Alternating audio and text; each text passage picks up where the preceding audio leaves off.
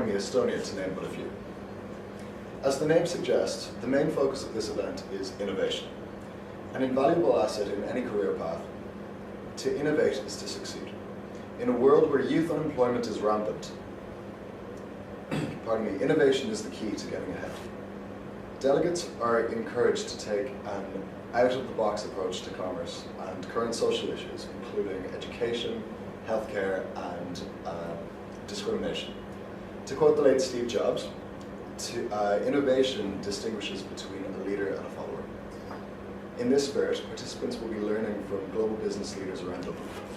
Joining myself in this web chat are two leaders in their own right, Professor Suzy Jarvis, who is the founder of UCD's Innovation Academy, and Lucy Masterson, the co-founder of Harlan.ie. So we'll begin by hearing a little bit of background about each of the organisations, and then move on to some questions submitted by students at the conference, as well as one submitted through our Twitter feed. For those online, you can join in on the conversation using the hashtag IAI Webchat, so hashtag IAI Webchat, and you can tweet your questions live to us at US Embassy Dublin. So, Professor Jarvis, if we may start with you, would you like to perhaps get us started by telling us a little bit about the Innovation Academy? Sure. And its mission to help students develop their ideas into productive and fulfilling projects. Okay, well, first of all, you can call me Suzy. And I suppose one of the most important things about the Innovation Academy is that we started from nothing 3 years ago. So 3 years ago we had no academic program, no staff, no students, no funding, no space. So we've really started very much in the same way as a lot of people starting new ventures. And one of the first things we did was that we looked around to see what everybody else was doing and which things did we really think had value, where did we think something really good was happening. And two places that we thought were really impressive, one was Stanford and the Stanford Technology Venture Program, which came out of an engineering school, and the other was Babson and their ideas around entrepreneurial thinking and action. And what we did was we brought those two different ideas together and those different programs together and put our own spin on it. And one of the things that we thought was really important from the outset was to have multidisciplinary involvement in innovation and entrepreneurship. So in University College Dublin, no discipline owns innovation and entrepreneurship. It really is an activity across all disciplines, and that's been very important in the way that we've developed. And then the other issue, I suppose, has been to really involve a lot of organisations outside the university.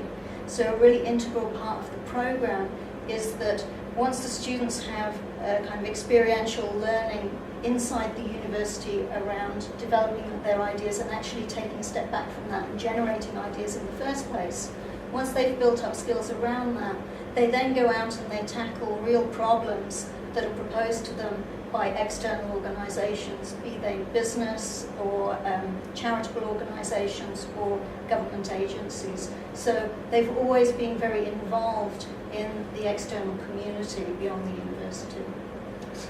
And perhaps, Lucy, if you'd like to give us a little bit of an introduction as to what Harlan.ie does. Yeah, great. Ireland, similarly to Suzy, it started out at a kitchen table. So we had nothing either. And it started out around a very simple, I suppose, response to one too many people who I knew personally who had lost their job through no fault of their own. So a group of neighbours sat around the table that night, late into the night, and we decided that something had to happen, that governments, can't create jobs, but entrepreneurs create jobs. And what were we going to do? So as somebody who's always worked for small medium enterprises, or for myself as a small enterprise,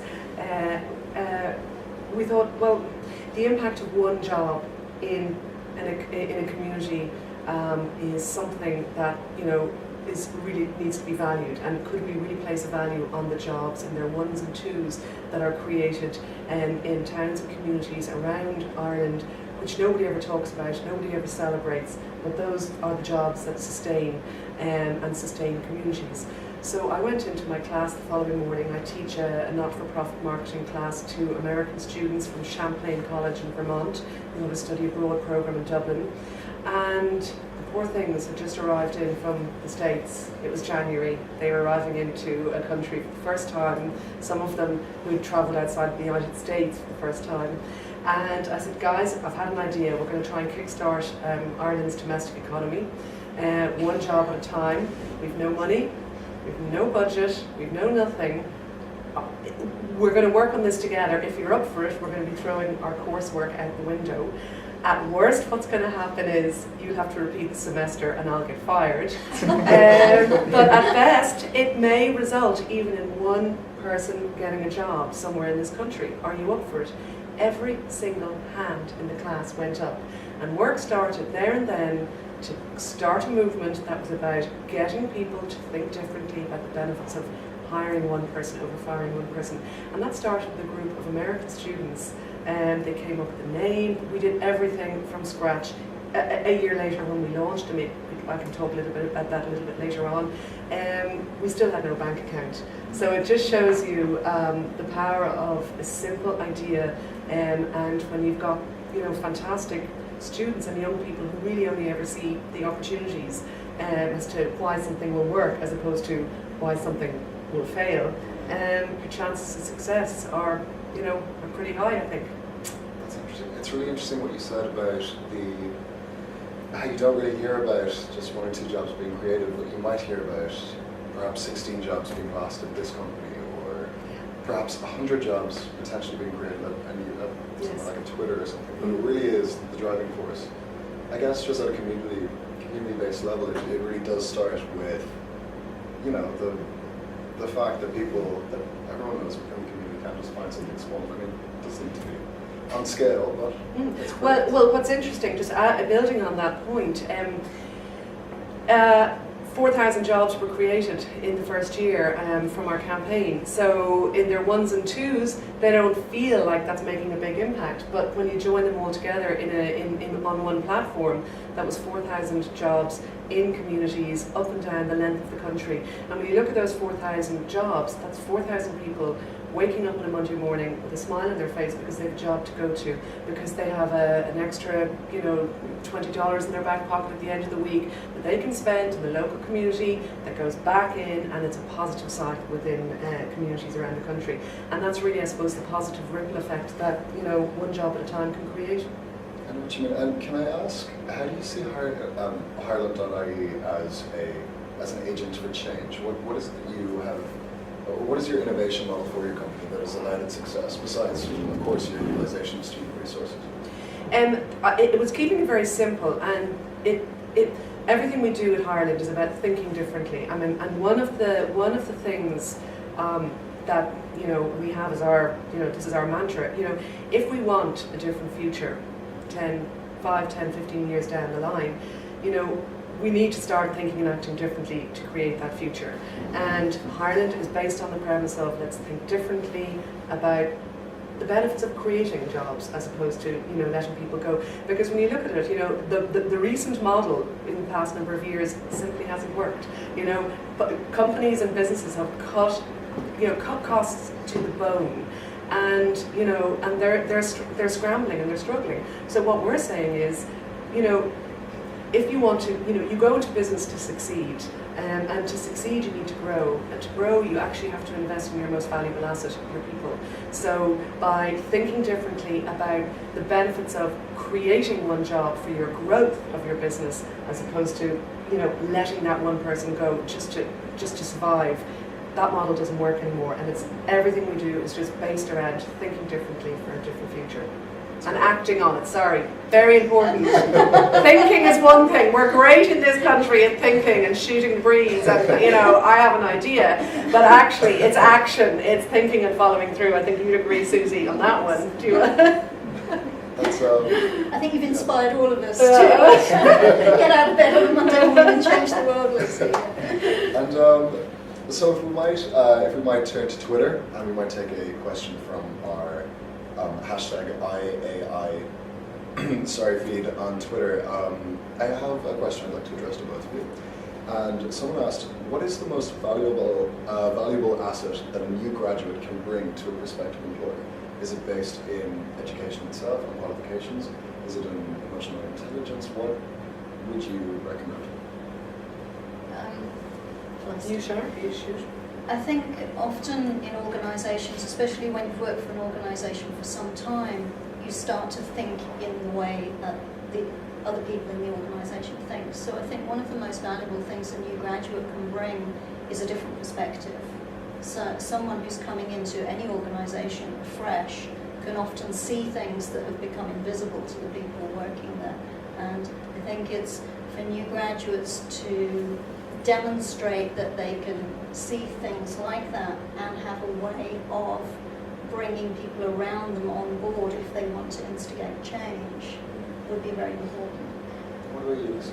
Yeah, I think absolutely. I agree with Suzy, and I think as well a lot of the time, young people feel that maybe their opinion isn't as valuable as more senior, management are sitting around a table. But if you look at some of the most creative companies, it's when there is traditionally these kind of brainstorming sessions around the table, it's the management who hold back and don't say much because it's always the young people who kick off with the ideas, and you'll always hear the what if we did it this way, or what about this, and I think that really needs to be embraced, and I think for I suppose graduates going into an organisation, you've got to remember now, I think for a lot of young people especially, their parents' generation grew up, they left college and they had a job for life.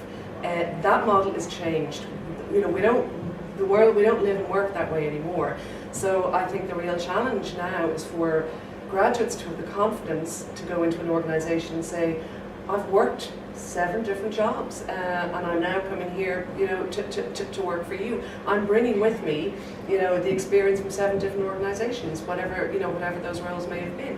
And I think as well for businesses to embrace the ideas that graduates are bringing with them from those maybe internships, maybe they were short placements, maybe they were whatever they were, but they have valued experiences from those organisations. And I think employers should really be tapping into that and looking at, because if you look at a lot of the existing, traditional institutions that we have, they're not working anymore. So we need new ideas and new thinking, and I think that's, we really need to be looking at, young people coming into organisations and valuing their opinions and ideas. And if I may ask, obviously with the technological explosion that's happened, particularly in the last 8 or 9 years, specifically regarding social networks, it's becoming a lot more easy for the people from various different socioeconomic, geographical backgrounds to communicate with each other, which is, as far as most are concerned, quite a positive thing. However, there's always going to be a consideration within business, not-for-profit or otherwise, that this may lead to certain issues down the road. What do you think of that? Do you think that in any way, this is to both of you, there is an issue that needs to be tackled through, that has arisen because of the rise of social media? I might start with Suzy. I know one of the things that we have some concern about is how long social media lasts, and that longevity, whether it's social media or whether it's email or whether it's a text or whatever, it can hang around in the ether for a very long time. And one of the concerns we've had is that people may express opinions in their mid-teens, late teens that aren't necessarily their opinions in their late 20s when they're trying to get a particular job. And we ran an event actually in UCD called Have Your Say Then Wipe Away, where we got people to write on the windows of the cafeteria, and they could write whatever they wanted for the day. And it was up there, but then it got cleaned off. And the point was, think about what you're expressing and how long it lasts. Because if you write that in a text or on a social media site, it can come back to haunt you. And we just wanted to give people the opportunity to say things that disappeared. Yeah, I absolutely am all for embracing any new technology, because with technology you can start a movement from your kitchen table. So, which is what we did, and we used social media. If we did not have the social media channels available to us, we would not have spread the idea. Those students around that classroom would not have started tweeting and Facebooking about it. And if they hadn't started doing that, we wouldn't have had students from UCD and DIT rocking up to our classroom because they'd heard about this online, they wanted to join in. So on one side, technology is an enabler, and you can do things and connect with people all over the world who share the same interests as you, and you can start a revolution, on utilizing social media channels at our fingertips. But you're absolutely right. I mean, to always be so aware of what you're saying online and who's watching you, and you're right. You just can't erase it. Once it's there, it's there. And I think it'll be interesting for a lot of the kind of people coming through the ranks now who will be the next presidents and the next politicians. The opinions that they form, as they say, are going to be there for a long time. Exactly. Actually, the idea that you can't be forgotten on the internet is changing because the EU brought in regulations around people's right to be forgotten on the internet.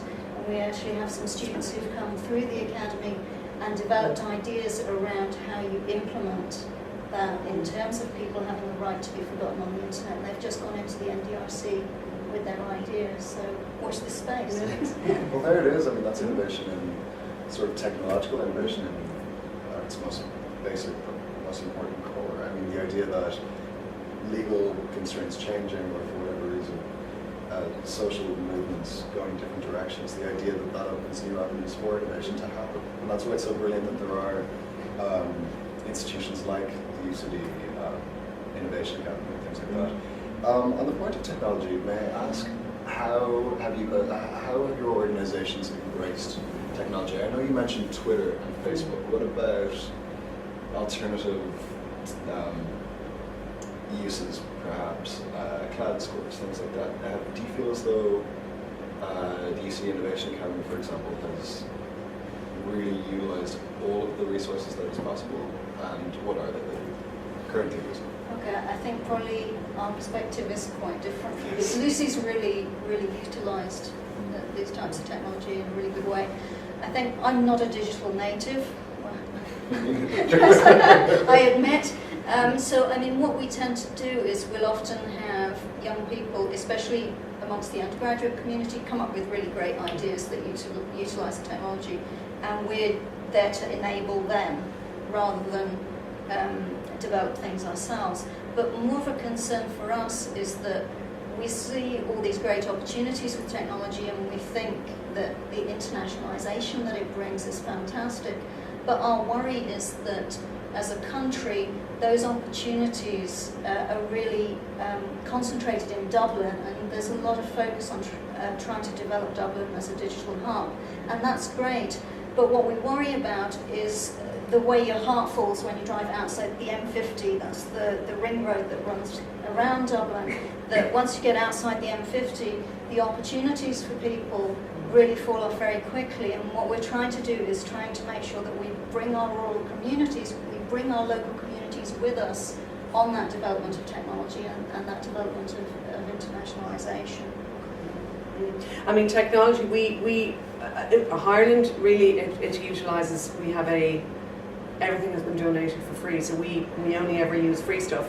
But it is amazing the amount of free stuff out there that, so 5 years ago, it wouldn't have been conceivable to think that you could start a small business from your home, from your, share documents, send stuff, everything. You sell online, all of the things that technology enables, a small individual cottage industry to be able to kind of grow and look to international markets. So technology is just, I would see it as such an enabler for people.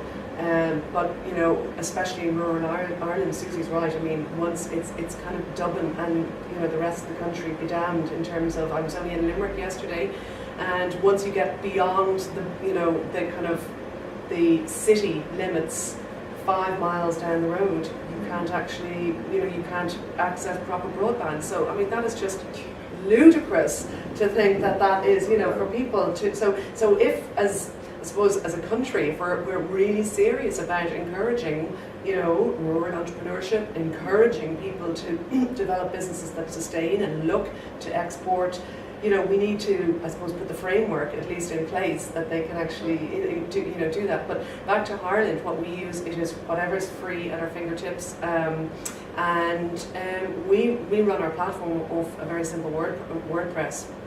So there's no rocket science in behind what we're doing. Yeah. And it's just interesting your point about the difficulty in finding broadband. In certain areas, my goodness, and we're selling ourselves as the digital centre of Europe. Yeah. I mean, Yeah. As you know, can't even get a phone signal in some areas down the country. my apartment, for example. But so one thing that we noticed at this conference particularly is that we have a very wide delegation of delegates from 15 countries from around the world, some of which have unemployment levels of 50% plus. So the population that we have here at our conference is within sort of the student scope. What skills would you advocate to recent graduates and current students that will allow them greater employability in the future? And how would you recommend to students that perhaps come from more difficult backgrounds to develop these as best they can? I suppose the playing field now is, for getting a job, the prerequisites obviously are, you have to have your degree, you have to have all of this stuff. So what makes you different? What makes you stand out? For me, it's engaging in the community. For me, it's about, you see this whole wave of volunteerism, but to see an active student body working around causes. I mean, Ireland is a great example of how students from the United States, from Ireland, from different countries in the world reached out to kind of try and do something to tackle unemployment. Primarily as well because it's in their best interest, because it's their future that that we're talking about here. So I find that the students who got involved with Ireland, they started out as it was a class project, but they stayed with it. And what's really interesting is they can go into an interview and tell a story of, I played my part in starting the movement. That's won multiple awards. This is what I did. And then suddenly an employer goes, wow, tell me more. And it's about being able to tell the story of you. And the story of you is not just the 3 years you've done in college and the letters after your name. The story of you began, long before that. But it's about broadening your horizons, and I think it's very difficult for young people now because it's a rat race. It's so difficult, but to really try and get involved in the societies in college, and if you're not at a university, to get involved in local networks, because it's amazing how a name or a face or somebody who really impressed you will stick in your head, and then a job comes up or if something comes up, you go, do you know who I think you should call? I think you should call, this girl Lucy Masterson. I was really impressed with her, the way she got involved in something, and it could be anything in community level, but I think it's really, really, really important to get involved and have a civic participation in college. Yeah, do you want to? So I mean, I would completely agree with Lucy, and I think the other thing to think about is a lot of people go to university thinking, this is great, this will help me get a good job. And I know I was the first person from my extended family to go to university, and there was this kind of big sigh of relief because, okay, Suzy will now get a good job. But actually all my family were carpenters and gas fitters and self-employed tradesmen. And looking back, I kind of wish that people had been excited about me going to university because I might create a better job for myself. And I think that's something that we've kind of lost, is that idea that we can generate our own employment and we can start our own businesses, and too many people are coming out of university looking for work rather than looking for an opportunity where they can generate their own work. And obviously with this idea of innovation and entrepreneurship, social entrepreneurship, corporate entrepreneurship, obviously a large issue regarding that is focused around this idea of generating capital to start yourself up. We had a tweet on our feed, and do keep coming them in, to bring them in at hashtag IAI Webchat. And someone asked, where can student investors find where can students find investors, and how can they begin the process of pitching their idea to them? I think that, the first thing that both of us would like to emphasise is that we started our organisations with nothing. And I think even once you do get to the stage of asking people for money or resources, you're in a much better position if you've piloted something, if you've tried something, if you've proved that you can get to a certain point on your own. You have a lot more credibility in asking for anything. And be very clear what it is you're asking for, because it's not necessarily that you want investment. You might be asking for a high-profile mentor, which could be as valuable to you as a sum of money. So I suppose. Yeah. I mean, and I think be so clear with your ask, single-minded in your message. What makes you different? I mean, if somebody is going to invest in your company, you're going to have to catch them, get them in that first 15-20 seconds. I had an experience with Ireland earlier on where I was trying to approach a man in the States, a very high net worth individual who I thought might be interested in investing because he was very involved with Ireland and universities. And I phoned his company, presuming I would never get to speak to him. And I got put straight through to his office, and he answered the phone, which is something that is so rare. The head of the organisation, and I would, George, you don't know me, but my name is Suzy, and I was trying to explain to him about Ireland. I got completely tongue-tied, and he said, "Can I just stop you there? What is it you want?" And Americans especially want you to be direct and say, well, and if I was to blame entirely. I had not rehearsed what I wanted. I didn't know what I wanted from him, and I lost that absolute golden opportunity to maybe have, whatever, because I didn't know what I wanted from him. So you need to know who are you targeting, what do you want from them, and also don't always just go looking for money. We still had no bank account when we launched Ireland, but we launched with a €250,000 media campaign. So it's really quite amazing what you can achieve if you don't ask people directly for money. Ask them for their time, ask them for their commitment, ask them to introduce you to someone. But I wouldn't go in with just, here's my idea, and this is why you should fund it. You need to prove a model, and you need to have put that, put yourself on the line and made that commitment to yourself, to have got it to a certain point, and then you're ready for somebody to kind of really put their arm around you, whether it's financially or opening doors for you to make that happen. But I think you do need to put a bit of the blood and sweat and tears into it yourself before you get to that stage. Yeah.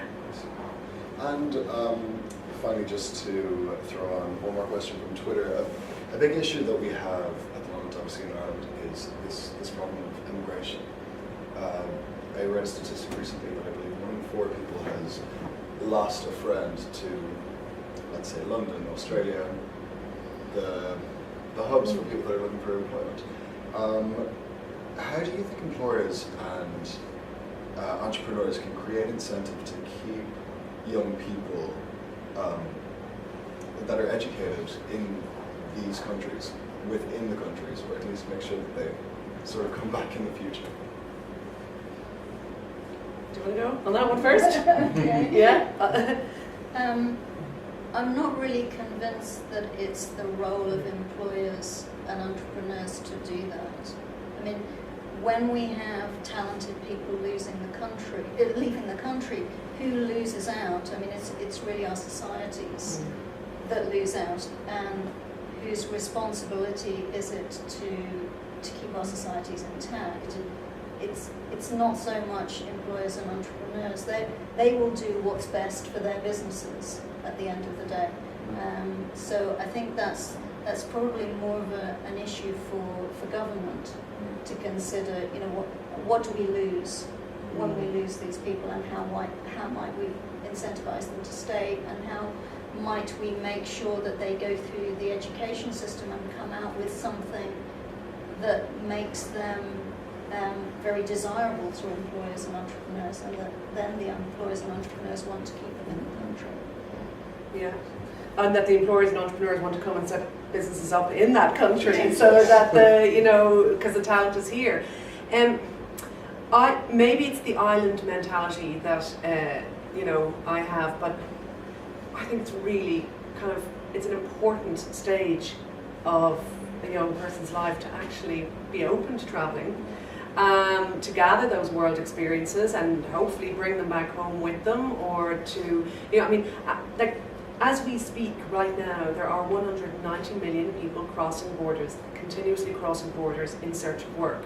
That figure is set to increase. Now, whether people are doing that out of economic necessity, for the most part they are, but also, it's a lifestyle choice, and for others it's actually a desire for more flexible working arrangements. But there are growing numbers of people on the move in search of work and following work around the world. And and I do think we need to look at it in a global context rather than just, how do we keep our people in our country.